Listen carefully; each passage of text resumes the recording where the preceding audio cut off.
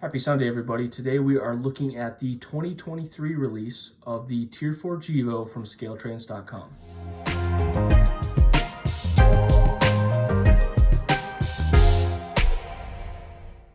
So jumping right into this, I am a little bit conflicted.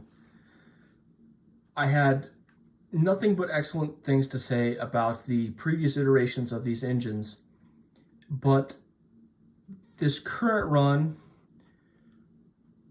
I have some issues, as well as a lot of things that I really liked that they changed because of the availability of some electronic components. And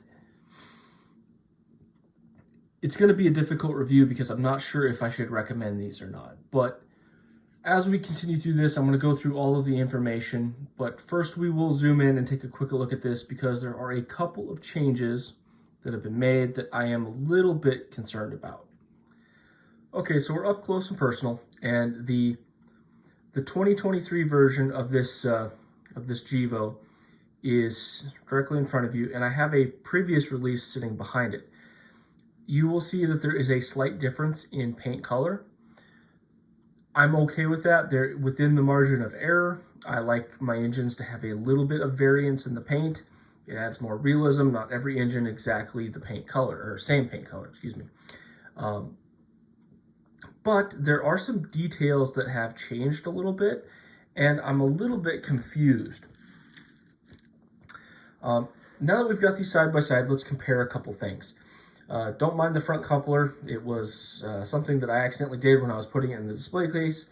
I broke the front off of my older Gevo here. But you'll notice there is a brown coupler on this versus a black coupler. These, I'm told, are upgraded and have better capabilities. And in my testing, I would 100% agree with that. It seems that these newer couplers tend to work better with all of the other couplers on the market. With the exception, I have ran into a little bit of an issue with this particular engine, as well as my operators, now that I've tested them some more. In certain situations, they don't necessarily like to couple into Accumate couplers in the yard. So not sure if that is an issue with the coupler on these or the Accumates, but I have noticed that they have a little bit of trouble with one another occasionally. The rest of the detail up front is consistent across all of them. Painted steps, painted handrails. The added hand grabs are a very nice feature on these and really look nice. They're put together well and they're solidly attached. Obviously, the windshield wipers and that kind of stuff are some of the best quality out there. Scale Trains really nails this, in my opinion. And obviously, you get some of the cool added features like sunshades and stuff like that. The handrails are very small on these units, as close to scale as you can get for N scale. And that is something that I appreciate. They're also rigid and well attached to the machine. So again, really nice thing. This is a BNSF unit, so it has the high tractive effort front truck.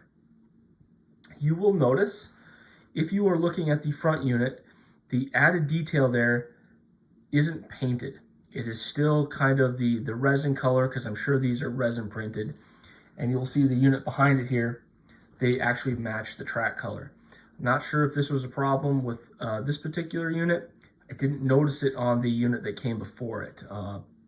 Had other problems with that we'll get to in a little bit here. But it is something that I noticed on this, and it kind of sucks because these are relatively expensive engines. So I'll just put it that way. But is it a deal breaker? Not necessarily.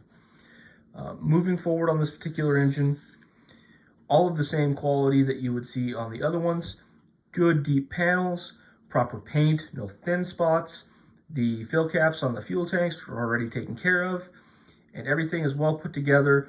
The engine is nice and low on the frame, so you don't have any gap between the trucks and the engine. It is all around a super well put together locomotive.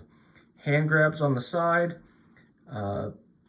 Excellent coverage of all of the added, like the decals or what have you. I'm sure they're painted on, but the All of what would be the stickers on the real engine are almost legible when you really get up close. So that is cool.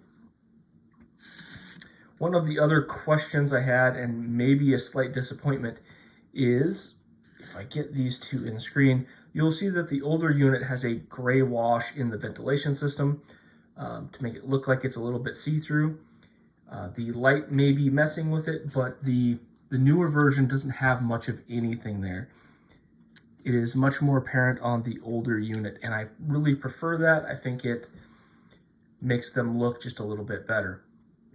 Now, compared to some of my other version 4 or Loksound V4, the older release engines, some of the vents on the top are a little bit out of whack.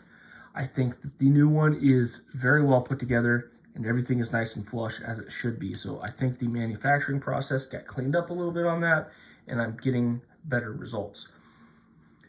But honestly, other than that, there's not a whole lot more to go over when it comes to visuals. It is a well put together locomotive, and frankly, it is one of the best on the market. So now is the tough part of the review. We need to talk about the electronics and the issues that I've had with not only this unit, but the unit that came before it. Here is the hard part. I am struggling a little bit with scale trains in the last 6 months. I had my Gevo burn up due to my old DCC system, and when I got it back, I ran into some other issues, and so I'm going to save that for that particular review. But keep in mind that I had an issue with it, a persisting issue.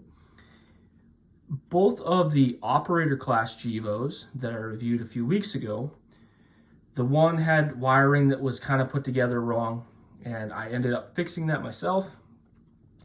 The other one, I ran into multiple issues with the motor starting to fail, and then eventually the decoder burning up because that motor was failing. Had to get it replaced. A little bit of farting around with the lock programmer to get that functioning properly. And then come the original version that I ordered, I got the engine, and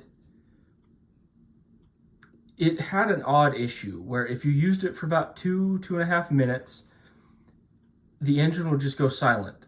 The sound would slowly fade to nothing. And so I was trying to figure out what was going on, and I started testing it.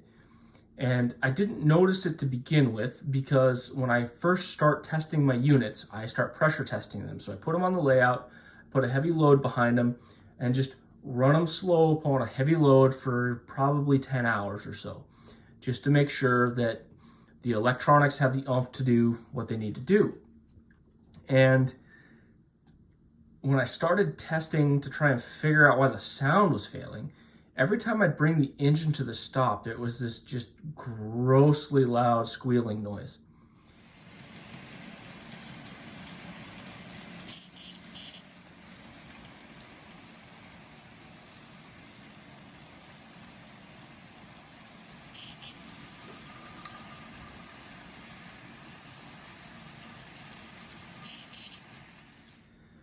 And so I reached out to Scale Trains, and it took them a few days to get back to me, and they went through some settings. I ended up turning off, there's like an automatic mute setting somewhere in the lock programmer settings. We went through, we figured that out. I disabled it, and it seemed like everything worked properly, but I was still getting that odd squeal. And so without talking to them about my testing, I had just mentioned that possibly the motor was squealing. They told me that you just take some time to break it in.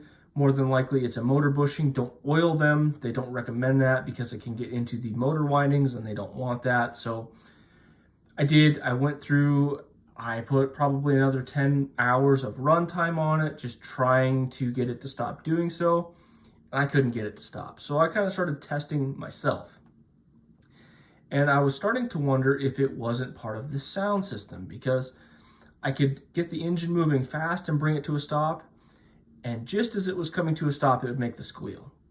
Or I could get the engine barely moving I mean, just barely moving and bringing it to the stop, it would still make the same exact sound. I was curious if it was coming through the speaker, like there was some weird feedback. I desoldered one of the speaker wires, and sure enough, the sound went away. So I'm not sure if there was an issue with that board, if it was the actual decoder itself, or some other thing, but that is a weird issue that I have never experienced before.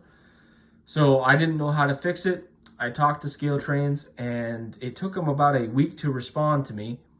I got a return label, I got the engine sent off, and then the engine that you see in front of you showed up. Now, I initially kind of wanted to get this review out pretty quickly. Historically, runs on Scale Train engines tend to sell out quickly.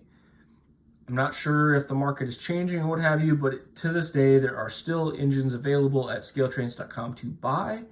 So maybe availability is going to be less of an issue with them in the future. But it doesn't change the fact that I wanted to get this done. But all of that testing and some lead time to get the engine you see in front of you ended up taking about 4 weeks. So that really pushes back my review schedule. So that's really frustrating. So I get the engine that you see in front of you. I put it on the track to start testing it like I normally would. All of the sounds function flawlessly, but the engine doesn't move. Tried changing some CVs. I thought maybe 2, 6, and 5 had some issues. I tried changing the CV that would go from the simple speed matching to a speed curve. That didn't change anything. After a bunch of testing and frustration, to be quite honest with you, I put it on my lock programmer and reinstalled the sound file, and it's worked flawlessly since. This is pretty frustrating. As a person who owns a lock programmer, not only is it time consuming, but the lock programmer is an expensive accessory. Not everybody can afford to have one of those sitting around. So getting an engine from someone and the sound file doesn't work properly basically makes the engine useless, and you would have to send it off to get it fixed, replaced, or something to that nature. So that's pretty frustrating. And yeah, for a guy who has a lock programmer, it takes time to get a sound file downloaded and find the correct one. And then yeah, it's like a 30-minute upload process. So you're sitting there waiting for it to get done when you're, obviously want to use your engine. So it's a tad bit frustrating. Not to mention, this was a warranty replacement engine. They physically got the other one back, tested it, and went, yep, there's something wrong with it. I would have thought that they maybe would have grabbed this one, tested it, make sure it worked before it sent it to me. So that is a little bit frustrating. I'm not looking for special treatment as a reviewer or anything like that. To them, I was just a customer. I didn't tell them any of that. And I would have thought that that would have been something they'd done. So a little bit concerning that, one, the quality control out of Scale Trains lately seems to be lacking. And I do understand that they were short on staff because they were making a move to a new location, and there was, some train shows coming up. Doesn't change the fact that it was kind of poor service this go around. So while we're talking about electronics, the older release Gevos had Loksound V4 boards installed. This current model has a Loksound V5. Now there's a couple of distinct advantages. There's nothing wrong with the V4 Loksound. Matter of fact, they honestly function pretty darn well. But the V5s, despite having some better sound characteristics, I subjectively think that they have better electrical something. The pickups on this, I do believe, are exactly the same between the two models, but I've had absolutely zero issues with the sound cutting out in this V5. So there's some slight changes in how the capacitance, or maybe there's a little bit of a keep alive on board. I'm not sure how that works. The V4s were really good, excellent for the time, had very few hiccups in the sound, but this V5 has had zero, absolutely zero. And that is one of the best parts about a sound locomotive, is the sound, and having it cut out can be super annoying. Again, the V4s, it doesn't happen very often, but I have yet to have it happen on this V5. So awesome. That is super cool. It also makes it more reliable moving in and out of turnouts and whatnot. So, I mean, that's added bonus. Again, not really a problem with the V4s, but compared to some other models, these things just work. And that's cool. When you pay this kind of money for a unit, they should just work. So awesome on that front. I do think that there is a change in the sound file that is on the V5s, and maybe you could get an updated sound file for the V4s. I guess I haven't really checked, to be honest with you, but it seems like the mix is a little bit better.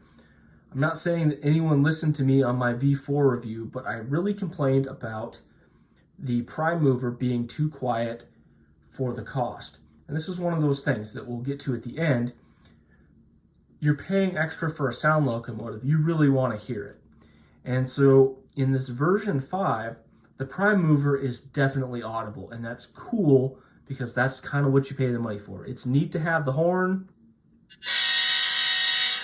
and bell, but at the end of the day, you're not paying that extra $100 for a horn and a bell. You want the prime mover, the compressor to kick on occasionally, brake squeal, flange squeal, that type of stuff. So I think they went through, messed with the the sound file to up some certain gains on some things, a little louder prime mover, toned down the random effects a little bit. It seems like they happen less often on this. The compressor isn't always kicking on, so it's less distracting, and you hear the prime mover all the time.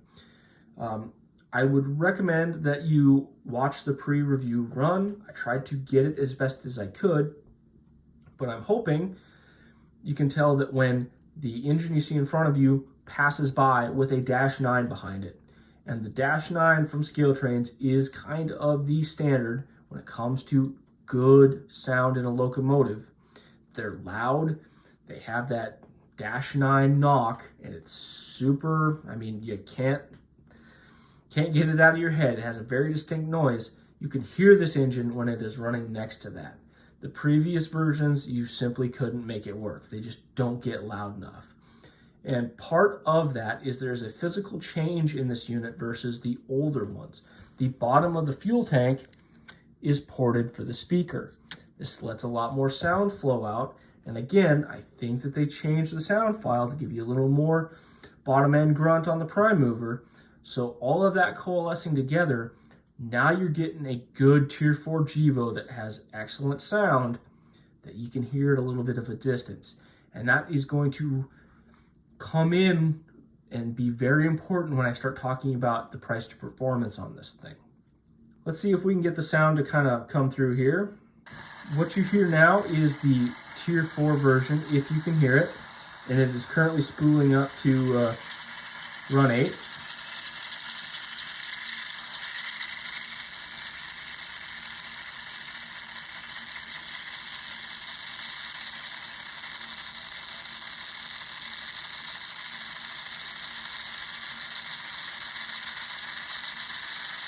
And there we are, we're at full throttle. You can barely hear the turbo whine if you're listening.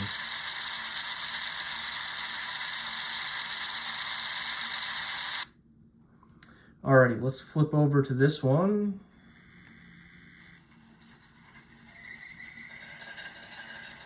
We'll start it up.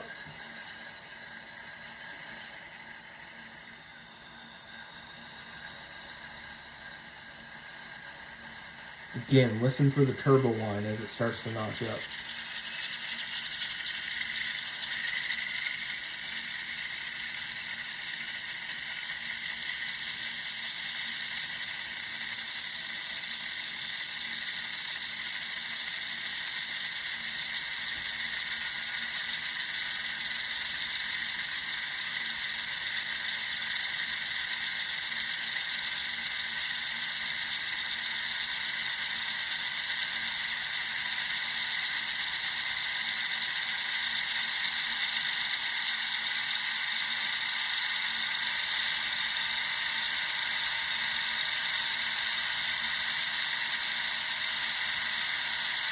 Now, I'm not sure if you can quite get this on camera, but there really is more dynamic range on this unit.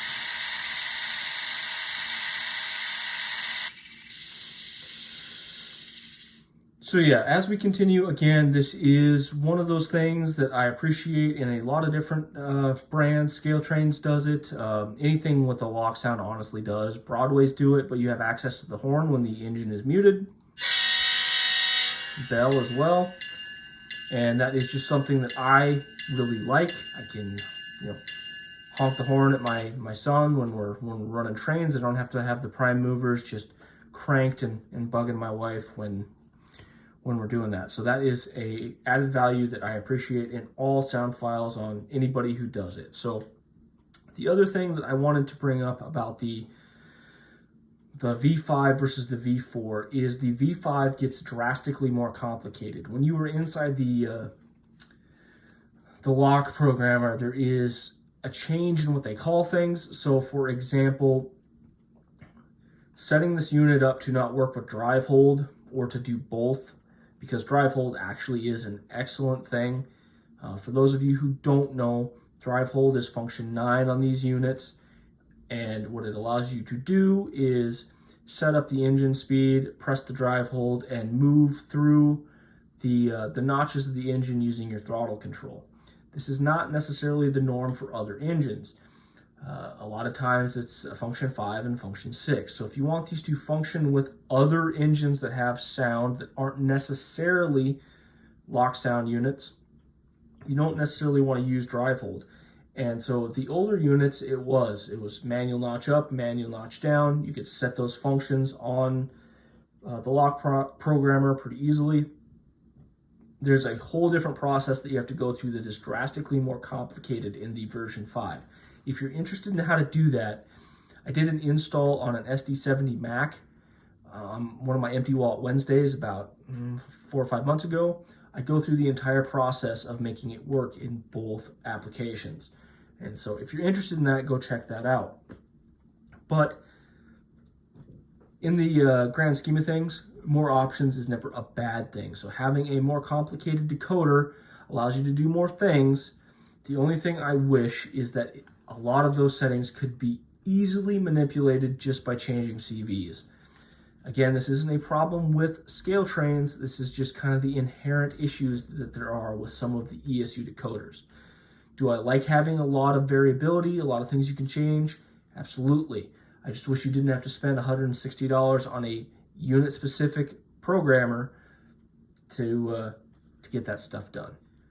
The other thing I will say is the drive mechanism on this is absolutely exceptional. Runs perfectly silently when you are not using the sound.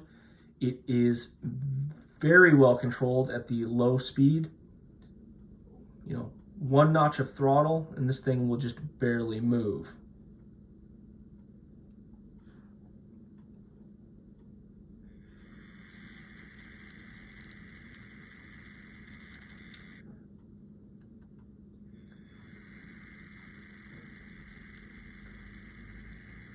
I personally changed some of the initial values on this. I like to run these in consists, and if you are running sound locomotives with non-sound locomotives like I did in the pre-run review, you may consider turning off the engine throttle up feature. I will leave the CV that you have to change in the bottom to get that done, or in the description, excuse me.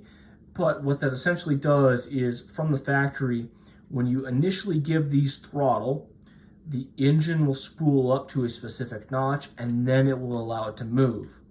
This functions great with all other Loksound locomotives, but say you were running it with a lock pilot locomotive, like one of the operator units, you're going to run into issues because those don't have the ability to do that without going in and making custom, not sound files in this case, but files for that specific decoder. You need to add that functionality to them. And it is, I don't know that you can actually do it with the lock pilots. I've never tried, but it just makes it easier if I go through and change all of my sound locomotives to not have that feature enabled. So that is something that I personally do. So that's really all I have to say about the electronics. how good this thing runs. It is perfectly reliable. It does not matter. It can go through any turnout. It just functions. And so I guess it's time to actually talk about price to performance and why I'm so conflicted with this. So now is definitely the hard part. I love all of my version 4 Loksound locomotives. I honestly kind of miss the Union Pacific and the CSX unit that I had. I sold them to fund more reviews. And frankly, this version 5, now that I have it functioning properly, is just a huge step in the right direction. It's a little more reliable. It looks just as good. And I really want to love it. But honestly, I am a little bit concerned about the quality control that's coming out of scale trains. Now, they always take care of you, and it may take some time, and they're usually pretty good with people. So I'm okay kind of saying, sure, just kind of look at it currently like Broadway. When you buy from their used section, you just kind of have to know in the back of your head that you're probably going to have to return the unit for repair. So if you go into buying one of these knowing that it might have some issues, but at the end of the day, after a couple of weeks, maybe shipping it back, you end up with a really good locomotive, you're probably going to be happy with it. I'm just a little worried that this is going to become commonplace, because it has been the last 4 locomotives that I bought from scale trains. And so, or I should say 5 actually, because this is the second unit that I got. But with all of that said, it has some of the best slow speed performance you can find. The thing pulls like nobody's business. It's quiet. The sound system has been upgraded so you can actually hear it, which was one of the things that really made it difficult for me to say, yes, go buy the Loksound version of the the rivet counter, the previous runs. And so it fixes almost all of the issues other than the current, quality control. So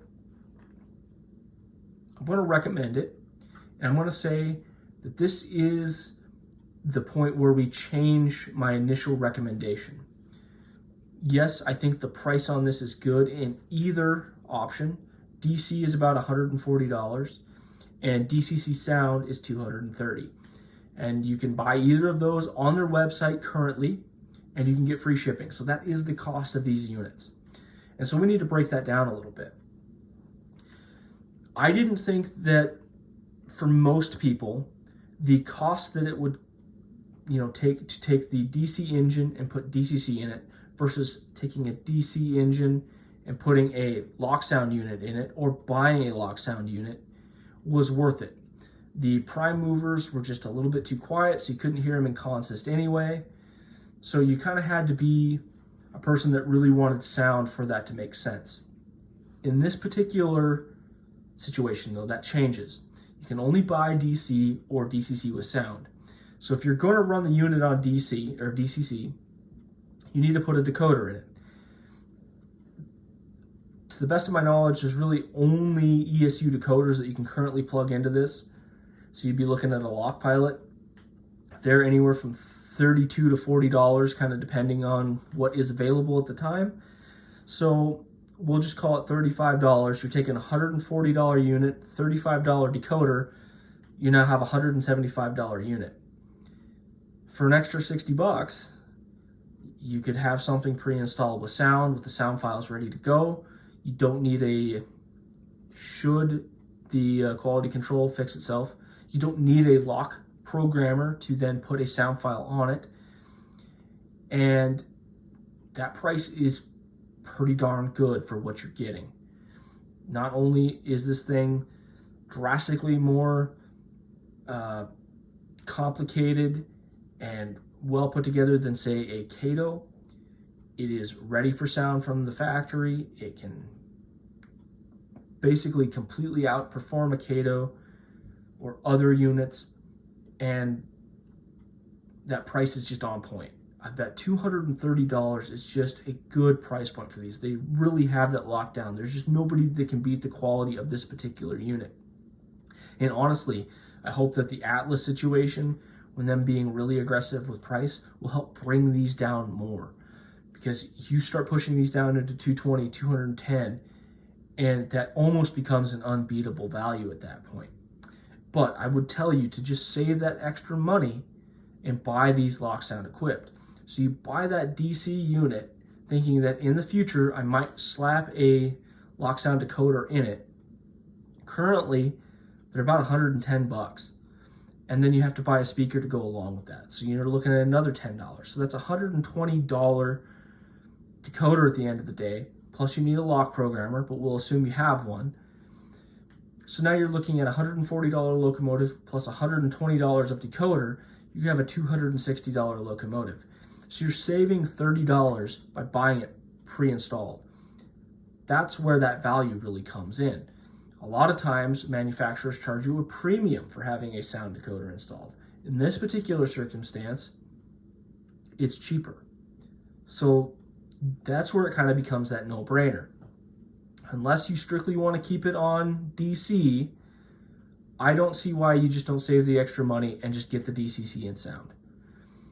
It has all the great functionality of a DCC unit, and now you can actually hear the prime mover. So it's a no-brainer at this point. So knowing that you might run into a little bit of a problem here or there, and you might need to send it back and wait some time, just knowing that, it's an easy sell. The price really does make up for that, and I think that this is probably the new standard in what might be considered near perfection in the N scale market. So if you've been on the fence, I'd probably jump the fence and go ahead and buy a couple. They're really cool. The only thing that I might say is, unless you were really tied into the BNSF thing, the high adhesion trucks are a little bit oversized and they're very easy to break. So a lot of the other units have just the standard trucks like the operators do, and frankly they look a little bit cleaner and a little bit nicer in my eye. So I would probably recommend one of the other road names for that. But if you're into BNSF, that's not a big deal. These things are gorgeous. I think they're worth the money. So a little bit of a tough review. I'm still a little bit conflicted. I wish scale trains would get their quality control figured out, but in the meantime, it's just going to take the customer a little extra time to get something that really is awesome. And I would tell you to not miss out on that, because these are, historically, they sell out fast and you can't get your hands on them, and then you end up paying an even bigger premium. So I would probably invest if you've been at all interested. Anyway, thanks for stopping by, everybody. I will see you next week. We've got some interesting stuff to go over, so have a good rest of your weekend.